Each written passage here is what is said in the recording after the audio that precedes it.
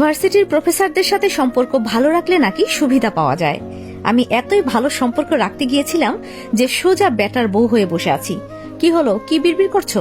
কিছু না স্যার, ভাবছি আমি কোথায় থাকবো, আমার মাথায় উঠে বসে থাকো, ইডিয়েট একটা। বলেই লোকটা সোজা গিয়ে বিছানায় শুয়ে পড়লো। তাকে দাঁড়িয়ে থাকতে দেখে লোকটা পুনরায় উঠে বসে বলে, তোমার সমস্যা কি? এমন ল্যাম্পপোস্টের মতো দাঁড়িয়ে আছো কেন? এভাবে দাঁড়িয়ে না থেকে সোফায় গিয়ে শুয়ে পড়ো। কথাটা শুনে মেয়েটির মেজাজ খারাপ হয়ে যায়। সে ফ্লোরে দপদপ করে শব্দ করে বিছানার কাছে এসে দাঁড়ায়। এমন শব্দে লোকটা বিরক্ত হয়ে উঠে বসতেই মেয়েটি লাফিয়ে খাটে উঠে যায়। লোকটা একটু বিছানার একপাশে চলে যেতেই মেয়েটি বলে, আমি নাওরা মুনতাহা, নিজের অধিকার ভালোভাবে বুঝে নিতে পারি। বিয়ে যখন করেছেন তখন আপনার বিছানাতেও আমার জায়গা দিতেই হবে। আপনার বউ হয়ে আমি সোফায় শুতে যাব কেন? দেখো না, ওরা কিছুই দেখতে পারবো না।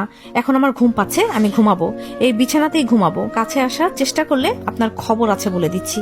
তোমার মতো অভদ্র মেয়েকে এই নওয়াব জাবিন খান দেখতেই পারে না।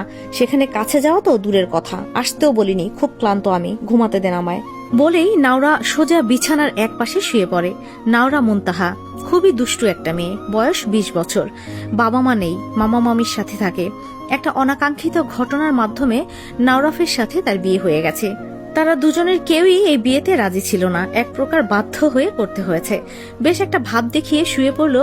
এখন নাওরার একটু ভয় ভয় করছিল। যতই হোক, বিছানার অপর পাশে থাকা লোকটি একজন পুরুষ মানুষ, তার উপর তার স্বামী। যতই না মানুক, লোকটির তার উপর সকল অধিকার আছে। কিছু করতে আসলে সে বাধাও দিতে পারবে না। অপরদিকে নওয়াব বিছনার অপর প্রান্তে মাথায় হাত দিয়ে বসে আছে। কি থেকে কি হয়ে গেল কিছুই বুঝতে পারছে না। এখন এই ভদ্র মেয়েটা নাকি তার ওয়াইফ, যে কিনা তার ডিপার্টমেন্টের ছাত্রী। নওয়াব জাবিন খান, বয়স 29-এর কোঠায়, ভার্সিটির প্রফেসর। নওয়াব যে ডিপার্টমেন্টের প্রফেসর, নাওরাও সেই একই ডিপার্টমেন্টের ছাত্রী। অনেক দুষ্টু একটা মেয়ে, তবে বেয়াদব না। এখনো কোনো বেয়াদবি দেখেনি নওয়াব। তবুও নাওরা মেয়েটাকে তার একদমই পছন্দ না। বেশি কথা বলে মেয়েটা, তার উপর অনেক চঞ্চল। এখন এই অপছন্দের মেয়েটাই নাকি তার ওয়াইফ, এটা সে কোনোভাবেই মানতে পারছে না। তার সাথে একই বিছানায় থাকা তো অসম্ভব। তাই নওয়াব উঠে পাশের রুমে চলে যায়। নওয়াব উঠে চলে যেতেই নাওরা উঠে বসে। এতক্ষণে শান্তি, লোকটা চলে গিয়েছে, এখন একটু আরাম করে ঘুমোতে পারবে। এমনিতেও তার ঘুমের যে অবস্থা, যে কেউ দেখলে অক্কা পাবে। সবই এমনিতে ঠিক ছিল, তবে একটা সমস্যা হয়ে গেছে। রুমে এসি অন করা, কিন্তু সে কোনো রিমোট খুঁজে পাচ্ছে না। কমাবে কিভাবে? তার উপর বিছানায় একটা কাঁথা কম্বল কিচ্ছু নেই। নাওরার একটু ঠান্ডা লাগছিল, তাই নিজে 3 পিসের ওড়না দিয়ে নিজেকে কোনো রকম ঢেকে নেয়। তারপর শুয়ে কোনো রকমে ঘুমিয়ে যায়। সকালে নওয়াব ঘুম থেকে উঠে নিজেকে অন্য রুমে দেখে একটু অবাক হয়। রাতের কথা বেমালুম ভুলে গিয়েছে। এটা স্বাভাবিক, এই ফ্ল্যাটে সে একাই থাকে, পরিবার অন্য জায়গায় থাকে। ভার্সিটির জন্য নওয়াব আলাদা ফ্ল্যাটে থাকে। নওয়াব উঠে নিজের রুমে গিয়ে হঠাৎই একটা মেয়েকে তার বিছানায় দেখে অবাক হয়ে যায়। হঠাৎই মনে পড়ে গত রাতের কথা। নাওরাকে রেখেই তো নওয়াব অন্য রুমে গিয়ে শুয়ে পড়েছিল। কিরকম এলোমেলো ভাবে শুয়ে আছে। কামিজ সরে গিয়ে কোমরের একপাশ দেখা যাচ্ছে। পায়ের কাছ থেকে প্লাজো কিছুটা উপরে উঠে গিয়েছে। তার উপর পরনের ওড়নাটাও একপাশে পড়ে আছে, যেন একটা পিচ্ছি মেয়ে এলোমেলো ভাবে বিছানায় শুয়ে আছে। নাওরাকে দেখে নওয়াফের মনে অন্য অনুভূতির তো দূরের কথা, উল্টো প্রচুর রাগ উঠছে। মেয়েটা জানে না অন্য কারো বাসায় আছে, তারপরও কিভাবে শুয়ে আছে। তবে এখন হুট করে রুমে ঢুকে গেলে, মেয়েটা উঠে গেলে লজ্জা পাবে। আবার ডাকলেও সমস্যা। মেয়েটার কথাবার্তার কোনো ঠিক নেই, কখন যে কি বলে দেয় তার ঠিক নেই। তাই নওয়াফ কোনো শব্দ না করে নাওরার দিকে না তাকিয়ে রুমে প্রবেশ করে। আলমারি থেকে নিজের ড্রেস নিয়ে পাশের রুমে চলে যায়। সেখানে ফ্রেশ হয়ে নিবে। ততক্ষণে নিশ্চয়ই নাওরা উঠে যাবে। অন্যদিকে নাওরা এখনো পড়ে পড়ে ঘুমাচ্ছে। ঘুমের ঘোরে হাসছে, মনে হয় কোনো ভালো স্বপ্ন দেখেছে।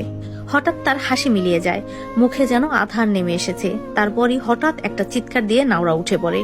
নওয়াফ মাত্রই শাওয়ার নিয়ে বেরিয়েছে, পরনে শুধু একটা ট্রাউজার পরা, টাওয়াল দিয়ে মাথা মুছতে মুছতে বের হয়েছে। তখনই নাওরার চিৎকার তার কানে আসে।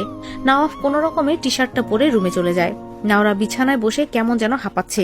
এসি তো অন করা, তাও কেমন যেন ঘেমে গেছে মেয়েটা। বিছানার চাদরটা যেন খামচে ধরে রয়েছে। নওয়াফ কি করবে বুঝতে পারছে না। তার কি নাওরার কাছে যাওয়া উচিত এখন? শেষে সব ভাবনা বাদ দিয়ে নাওরার কাছে এগিয়ে যায়। কি হয়েছে তোমার নাওরা? কোনো দুঃস্বপ্ন দেখেছো নাকি? এভাবে হাঁপাচ্ছ কেন? পাশে কারো উপস্থিতি টের পেয়ে নাওরা না দেখেই নওয়াফকে খামচে ধরে। নওয়াফ একটু ব্যথা পেলেও কিছুই বলে না। নাওরা চোখ বন্ধ করে নিজেকে ধাতস্থ করলে পরে বুঝতে পারে কেউ সাথে আছে। পাশে তাকিয়ে নওয়াফকে এতটা কাছে দেখে থতমত খেয়ে যায়। নিজের দিকে তাকিয়ে দেখে তার অবস্থা বেহাল, শরীরে ওড়নাটাও নেই। নওয়াফকে ছেড়ে দিয়েই তাড়াহুড়ো করে নিজের ওড়নাটা গায়ে জড়িয়ে নেয়। আপনি এখানে কেন স্যার? নওরাকে ঠিক হতে দেখে নওয়াফ একটু দূরে গিয়ে দাঁড়িয়ে গম্ভীর কণ্ঠে বলে, ঘুম কি এখনো ভাঙেনি? আমি না, বরং তুমি আমার বাসায় আমারই বেডে বসে আছো। নওরা চারপাশে দেখে তার গতকালের কথা মনে পড়ে, কিভাবে সে এখানে এসেছে সব মনে পড়ে। নওয়াফকে দেখেই বোঝা যাচ্ছে সে মাত্রই হয়তো শাওয়ার নিয়ে বেরিয়েছে।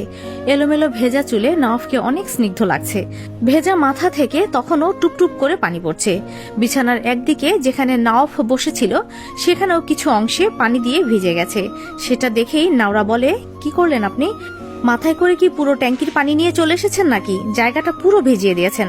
নওরাকে অস্বাভাবিক দেখে নওয়াফ একটু ভালো ব্যবহার করছিল।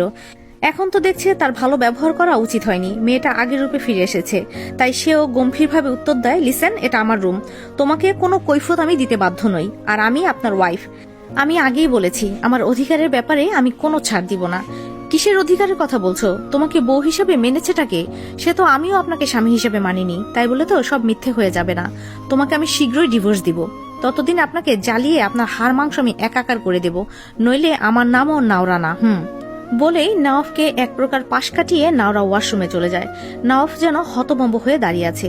মেয়েটা যে এভাবে তার জীবনের সাথে জড়িয়ে যাবে সে চিন্তাও করেনি। এই বিপদ সে পার করবে কিভাবে?